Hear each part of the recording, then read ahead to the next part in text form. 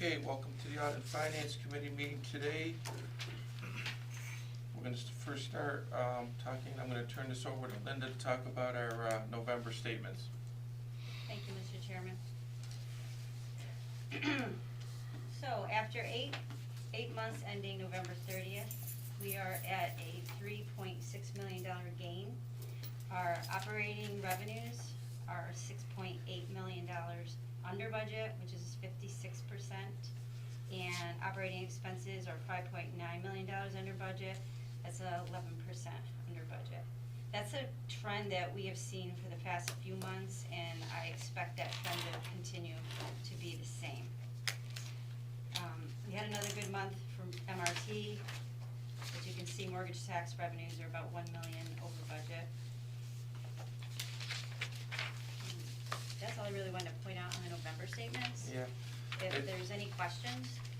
That's actually, you talk about a profit or a gain like that at this point in time, it's good because we're going to need that as we go into the future here, so. Yeah, and that's primarily because we're using our CARES Act funding right now, and we're conserving our mortgage tax, which will be used for future deficits. Right, so like I said, it looks really good, but we're definitely going to need all that as we go in future years. Absolutely. Okay, very good. I need a motion to approve that. Robert moves it. Do I have a second, please? So moved, Darlene. Thanks, Darlene. Thanks, Darlene. Second it. Any questions? All in favor? Aye. Okay. Next, we're talking about our revised proposed budget. As things change, budget changes. Linda. Yes, we presented our proposed budget last month, and as you recall, things change almost monthly around here. After the meeting, we received our STOA. There was a STOA reduction again of another 5%. I wish it was only monthly. Seth? I said I wish things changed Daily. only monthly. They are kind of daily. So, given that, and also per the direction of New York State DOT, they are asking authorities to draw down on their CARES Act funding in the fiscal year. So instead of reserving the federal CARES Act funding, we're going to be drawing it down as requested. So that led to us revising the budget. It changed our financial plan. So Christopher's got up on the screen here the forms that were changed due to our revisions, and I'm just going to go over what was actually revised. So we're using our federal CARES Act funding. In the column there in 2021 and 22, that's the only two changes. In 21, we revised the projection to show the full use of the federal CARES Act funding. So, and that was also adjusted a little bit because we moved some of that funding into the capital, and $6 million was reduced in the 2022 budget because we are using that funding in fiscal year 21. Also, I adjusted the state assistance number by $713,000 for the reduction in the third and fourth quarter. So that's the only changes on here, but as you can see, that we are going to have a operating gain at the end of this fiscal year, but that is going to be used to close the deficit in 22. As you can see, there's a $6 million operating loss. So the gain for this year is just going to go in and fund our reserves, which will then fund future years. I think it's important to note too, that's assuming STOA stays at the level that it was supposed to be for this year. I'll be surprised if it does. If that gets cut and there is no more CARES money coming forward, we are going to be in a very, very, very difficult spot. Yeah. I want to be positive, but I do believe with the billions of dollars of gap in this year in the state budget, and then the billions of dollars talking about in next year's state budget, if they just hold the line, that will be a miracle. Yeah. Yeah. So, no, that's good. I'm glad we reacted to changes. Robert? You said our stolen money was reduced by 5% this month? An additional 5%. An additional. So it's we up had to a 31. 27, yeah. 31% reduction. Yep. Yeah. So, I think it'll all come down to see how the Fed, bail out the states and a lot of things. Right. The states, because basically all municipalities and every state is under economic stress. Chris, Yep. we'll go to the next one. Yeah. The other form that changed is our cash flows. And what I did is I had to reduce the operating assistance by the 6 million. It's also being offset a little bit by 50,000 that I moved into, operating assistance above. So the cash balances at the beginning of the year improved, it's 11.3 million. But as you can see, by the end of the fiscal year 2022, we're back to our regular level of 4.7. We're going to need to use all that cash in the fiscal year. I think this gives the board just a good view of not only the current situation, but the future situation that we'll be entering into. Robert? Not to dwell on this, and not to be gloom and doom, but we're talking about a 30%, over 30% reduction of money that's coming in to us. What percent of our operating budget roughly does this money account for coming in? Half. Half. So half of our operating budget is getting hit by 30-some percent. Yes. Mhm. Yeah. That's why it's important that we maximize this year the CARES Act money wherever we may to help preserve, you know, our general fund there, to use that money for the future year, to end with a profit. That's very important. Right. Yeah, the CARES Act money was not a windfall, it was a stopgap. Right. Okay, next form, please. The other form that changed is the 3-year projection. 3-year projections. And the only numbers that really changed on this is in the federal assistance line. I basically took 6 million from the, can you scroll to the top real quick, Christopher? Thank you. Yeah, 6 million from the 22 budget was moved into fiscal year 21. And none of the other years have changed, so there was only one change on that form. If you scroll down a little bit, Chris. I just want to show the use of the reserves, Yeah. 6 million for fiscal year 22, and none of the other years have changed. That's the same story going forward as we originally projected. Okay. So we're dealing with this year and we're dealing with next year primarily? Yeah, all we did in our financial plan is basically flip-flop. Instead of using the CARES Act and carrying it forward in 22, we're using it all up in 21, and we're gonna have to use our own reserves going forward. Yep. Which is basically our MRT, which fortunately is performing well. Good, good. Next one, Chris. Okay, and the last form here that was revised is our reserves. Obviously, in 2021, 21 and 22, we both had those balanced in the prior budget. In this one, I'm showing the operating gain in 21 of 4.6 million, but then we have the losses in 22, where we're gonna be funding all that with reserves. Can you scroll down? Oh, you're already on there, I'm sorry. And as you can see, the reserves are being reduced in all the projected years as well. Same story as before. And that's all the forms that are revised in the proposed budget. You just need Yeah. approval for this to be Yeah. the final proposed. Yeah, and as you stated with the mortgage tax, as I looked at your report actually this week, through November, except for 2 months from year to date versus prior year, double-digit increases. Yes. Yeah, good job.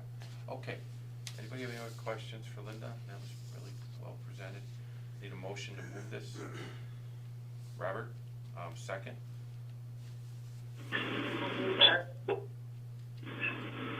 Okay, who was that, Darlene. Darlene? Oh, thanks, Darlene. Okay, all in favor? Aye? Okay. Aye.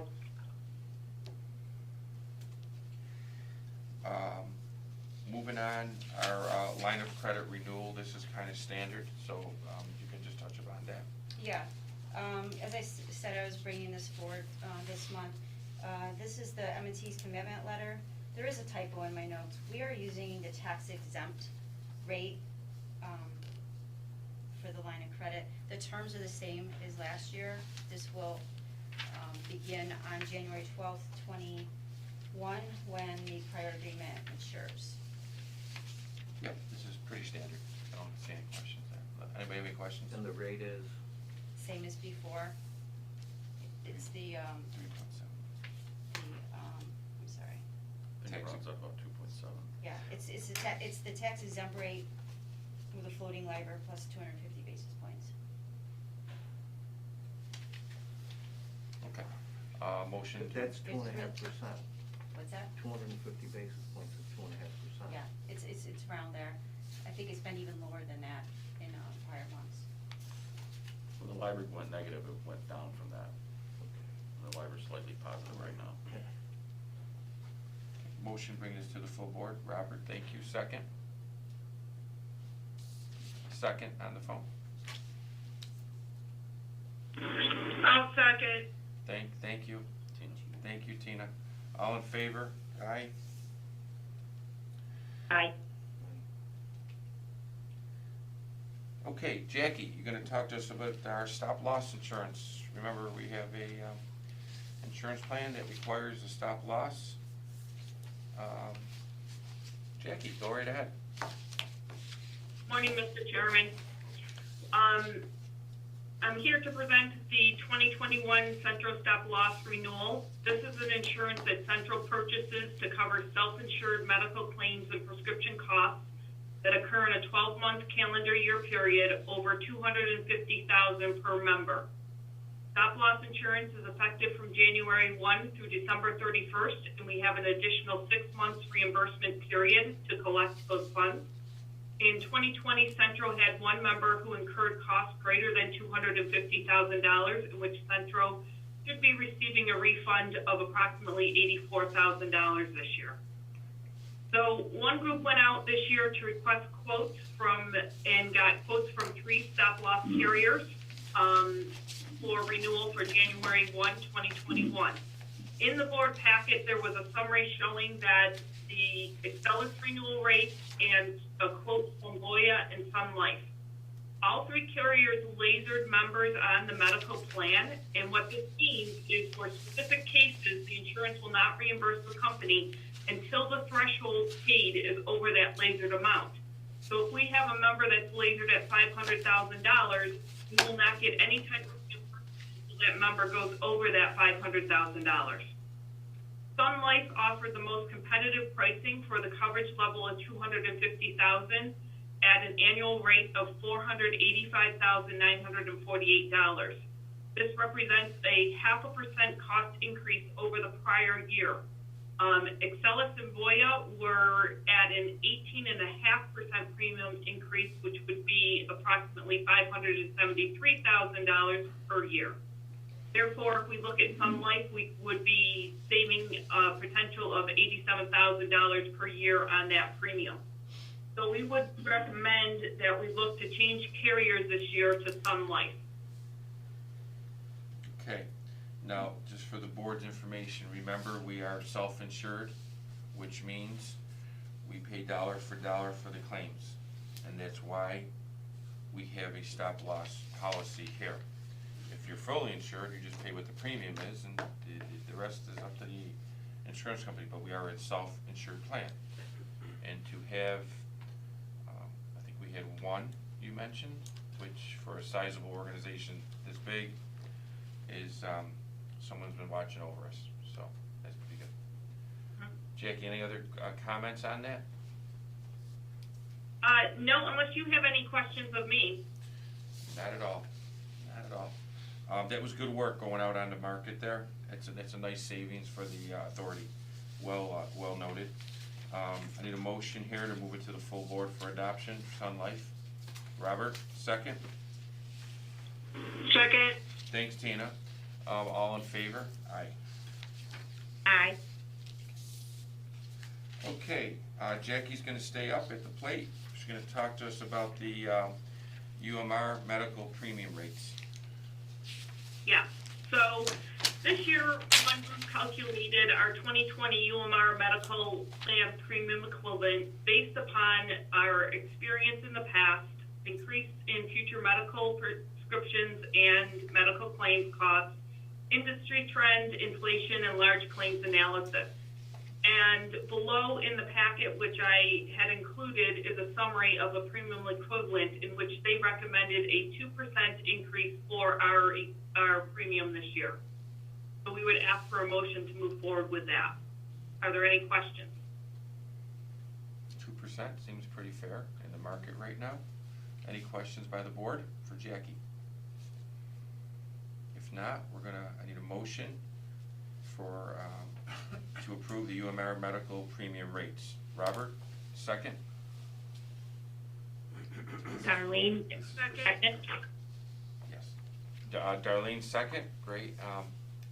All in favor? Aye. Okay. Aye. Thank you. Moving on for our medical premium rates for Central of Oneida. Okay. So unfortunately, this one isn't as good news as our UMR rates. As you know, Central of Oneida is in the Excelis plan, and it's a block-rated plan in which Excelis accepts the 100 or so employees that we have at the Central Oneida location, and base that premium on that. For 2021, we're looking at an increase of 13% on that premium rate. We did explore different plan options with Excelis, but they really weren't quantifiable to switch to. So we're looking to stay with the same plan equivalent, and the increase of 13% this year. Okay. Any questions? Smaller group, right, Jackie? Much smaller group? Yeah. Yeah. Much smaller group, that's why. Yeah. Any questions? Motion to approve the medical premium rates for Central of Oneida. Robert, second. Second, Darlene. Thank you, Darlene. All in favor? Aye. Okay. Good job, Jackie, with all that. I know that's a lot of aggravation, it's a lot of work, and it's gotta be done all the time. But I think you did the best job based on the circumstances. Good job. Moving on Thank to, you, Mr. Chairman. moving on to resolutions. Caitlin, educate us a little bit on this Armored Motor Services. Absolutely. Thank you, Mr. Chairman. Good morning, everyone. So this is the resolution for the Armored Motor Services contract. This will be paid for using operating funds. This invitation to bid was publicly let on October 29th. 4 bid packages were sent out and 1 additional bid package was requested. We received 2 bids on November 20th, with the lowest responsible bidder being Loomis Armored. They offered a monthly price for our Syracuse location of $560.45 and a monthly price of our Oneida location of $451.36. There is a full waiver for MWBE participation on this contract. So it's my recommendation that the board award the Armored Motor Services contract to Loomis Armored for a full 5-year term. Any questions regarding Armored Services as to move any cash around?